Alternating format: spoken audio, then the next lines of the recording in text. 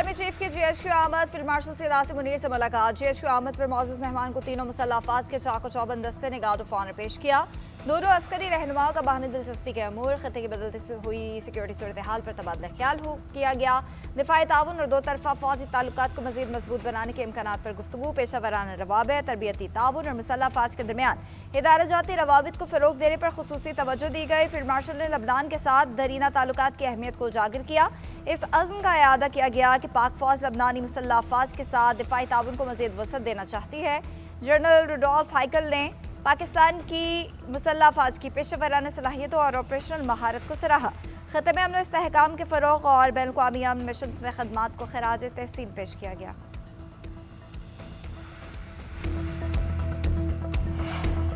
अमरीकी सदर का 2 हफ्ते में ईरान के खिलाफ मुकम्मल फतह हासिल करने का दावा। कहते हैं डील के लिए चंद रोज में एक आइडिया दे सकता हूँ। मेरा मानना है कि ईरान मुआहदा करने में दिलचस्पी रखता है। ईरानी मुज़ाकरातकार हमें सब कुछ देने को तैयार है। बहुत जल्द मुकम्मल फतह होने वाली है और तेल की कीमत ड्रामाई तौर पर गिरने वाली है। ईरान जौहरी हथियार हासिल न करने से मुतालिक बड़ी रियायतें देने पर आमादा है। हतमी मुआहदा होने तक आबना हरमुज़ में नाकाबंदी बरकरार रहेगी। ट्रंप का ईरान इसराइल कशीदगी भी खत्म कराने का दावा।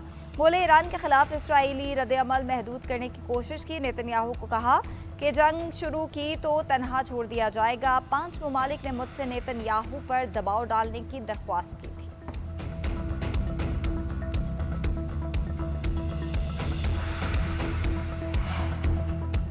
अमरीका और ईरान ने जंगबंदी से मुतालिक हतमी तहरीर पर अपनी राय का तबादला कर लिया। रूसी खबर एजेंसी का दावा, अक़वाम मुत्तहिदा में ईरानी सफ़ीर की भी तस्दीक। कहा हतमी तहरीर पर राय का तबादला पाकिस्तान के जरिए किया गया। जंगबंदी मुसवदे में लबनान समेत तमाम इलाकों को शामिल किया जाएगा।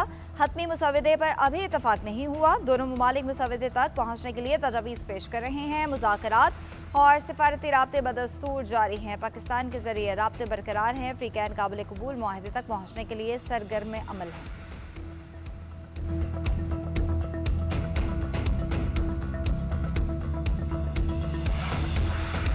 ईरान के साथ मुज़ाकरात में अपने अहदाफ के लिए मजबूत पोजीशन में है। अमरीकी नायब सदर JD वेंस का फॉक्स न्यूज़ को इंटरव्यू। कहते हैं ईरानी इस जंग को मजीद जारी नहीं रखना चाहते। ये जंग उनके मुफाद में भी नहीं है। मेरा ख्याल है वो मुज़ाकरात की मेज़ पर आ रहे हैं। संजीदा तजावीज़ पेश की जा रही हैं जिनकी हम तस्दीक करेंगे। किसी मुआहदे तक पहुँच जाते हैं तो ये अमरीकी आवाम के लिए एक बड़ी कामयाबी होगी।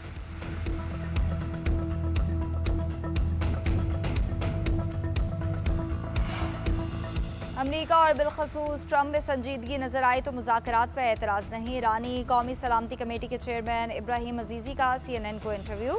कहते हैं ईरान और अमरीका के दरमियान बदएतमादी की फ़ज़ा मौजूद है। एतमाद की बहाली की सूरत में मुज़ाकराती अमल आगे बढ़ाने के लिए तैयार हैं।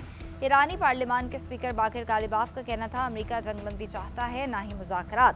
ईरान को चाहिए कि अवाम के हुकूक के दिफा के लिए फैसलाकुन जवाब दे। हम नारों या महज वादों के साथ आगे नहीं बढ़ना चाहते। अकलमंदी के साथ एक मनसूबा बंद कामयाबी हासिल करना चाहते हैं। सिफारती मुस्कुराहटों तक महदूद रहेंगे तो हम आगाज ही में नाकाम हो जाएंगे।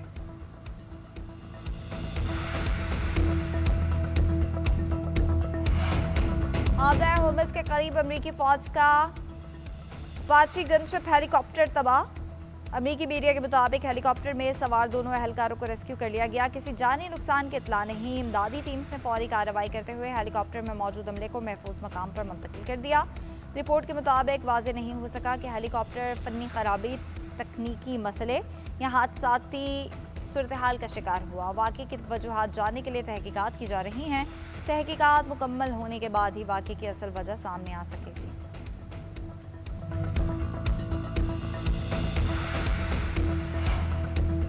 अमरीकी फौज ने ईरान जाने वाले ऑयल टैंकर को फ़ज़ाई हमला करके नाकारा बना दिया। प्लाव का परचम बरदार ऑयल टैंकर MT मैरी वेक्स नाकाबंदी की खिलाफ वर्जी कर रहा था। सेंटकॉम के मुताबिक F-18 सुपर हॉर्नेट तैयारे ने जहाज़ के इंजन और स्टीयरिंग सिस्टम को निशाना बनाया।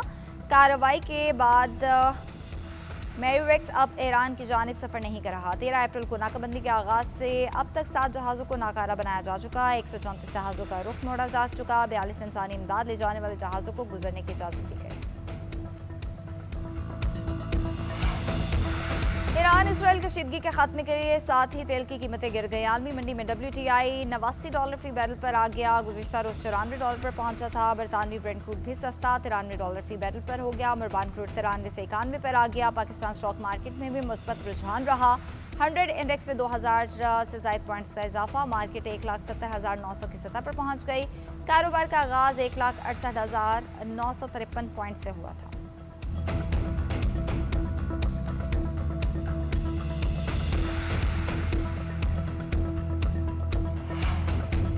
बजट पर हुकूमत और पीपल्स पार्टी के इत्तेफाक राय के बाद अगला मरहला टेक्निकल कमेटियों की तश्कील आज होने का इम्कान। ज़राए के मुताबिक नायब वज़ीर आज़म इसहाक डार की क़यादत में कमेटी काम करेगी। एहसन इकबाल, राना सनाउल्ला, आज़म नज़ीर तार हिस्सा होंगे। मुराद अली शाह, शहरी रहमान, नवीद कमर और सलीम मानवी वाला पीपल्स पार्टी की नुमाइंदगी करेंगे। इसहाक डार मालियाती अमूर के लिए वज़ारत ख़जाना के मुतल्लिका हुकाम को तलब कर सकेंगे। वज़ीर ख़जाना भी मुशावरत के लिए कमेटी इजलास में जाएंगे। कौमी इक़्तिसादी काउंसिल का इजलास कल तलब कर लिया गया। वज़ीर मनसूबाबंदी की गई। कई उमूर हतमी न होने की तस्दीक। कहा पीपल्स पार्टी और नून लीग में तरक्याती बजट पर मुज़ाकरात मुकम्मल हो गए। विफाक सबसे ज्यादा फंड्स बलोचिस्तान, फिर सिंध और तीसरे नंबर पर खैबर पख्तूनख्वा को देगा।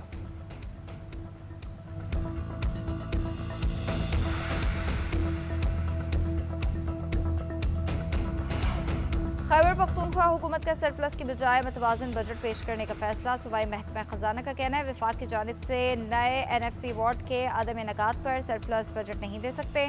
विफाकी बजट के खुदुखाल वाजे नहीं। सूबे के सालाना बजट का 90% से ज़ायद इन्हिसार विफाक के महासिल पर है। सूबाई बजट का हजम 2300 अरब रुपए होने का इम्कान है। तरक्याती प्रोग्राम 547 से बढ़ाकर 590 अरब किया जा सकता है। पहली तरजीह महकमों के सेविंग्स को दी जाएगी।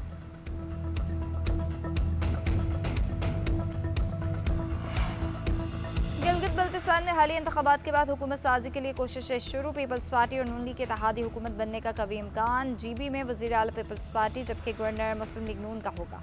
इंतखाबात में पीपल्स पार्टी ने सबसे ज़्यादा नशस्तें हासिल की। दोनों जमातों को विफाक और सूबों की तर्ज पर तयशुदा फार्मूला लागू करने की तजवीज़। वजारतों की तकसीम 60 और 40% फार्मूले के तहत होगी।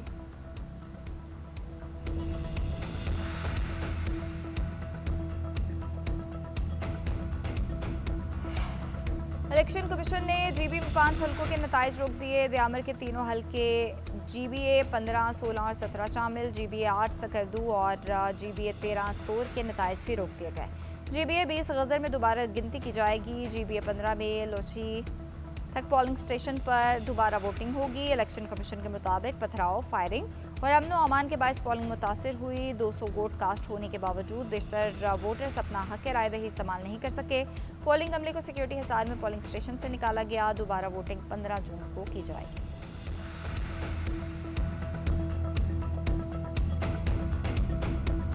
जब तक एक बड़े पैमाने पे उत्थे लड़ाई नहीं स्टार्ट होगी, मैं तुम खुल के गल दस रहा, उस वक्त तक मीरपुर और मुजफ्फराबाद कोई नहीं कर रखता।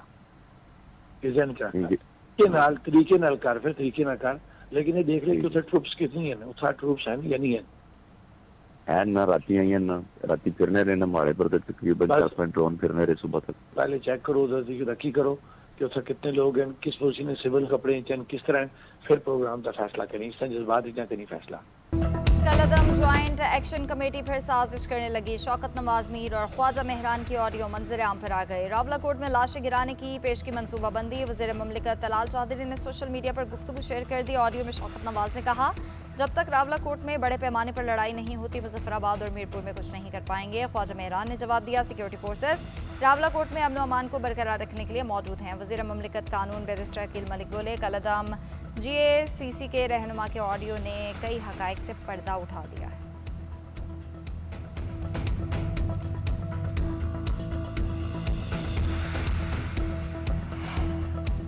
IPPs को अदायगियों की वापसी का हुक्म देना अदालती दायरे अख्तियार में नहीं। लाहौर हाई कोर्ट ने दरख्वास्त नाकाबिल समात करार देकर खारिज कर दी।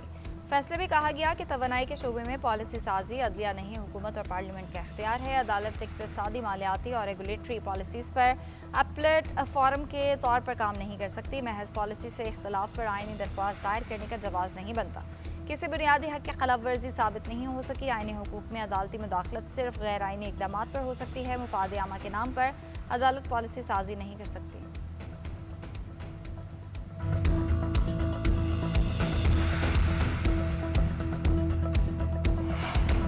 वज़ीर वजीर पंजाब की ज़ेर सदारत वीडियो लिंक इजलास गंदम और आटे से मुतालिक तफसीली रिपोर्ट का जायजा। पास्को से 1 मिलियन मीट्रिक टन गंदम खरीदने का फैसला। मरीम नवाज ने मंजूरी दे दी।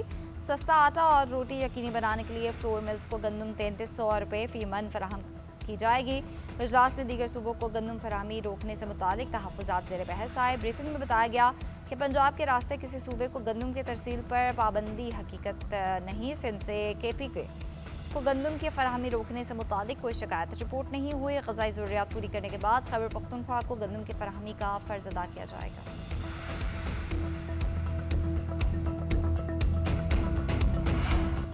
अमरीकी सदर ट्रंप को एक और धचका। H-1B वीज़ा दरख्वास्त पर $1 लाख फीस का फैसला करदम करार। वफाकी अदालत के मुताबिक सदर ट्रंप को नई फीस आयद करने का इख्तियार हासिल नहीं था। इमिग्रेशन पॉलिसी में ऐसी तब्दीली सिर्फ कांग्रेस कर सकती है। कांग्रेस ने इंतजामिया को ऐसी फीस नाफिज करने की इजाज़त नहीं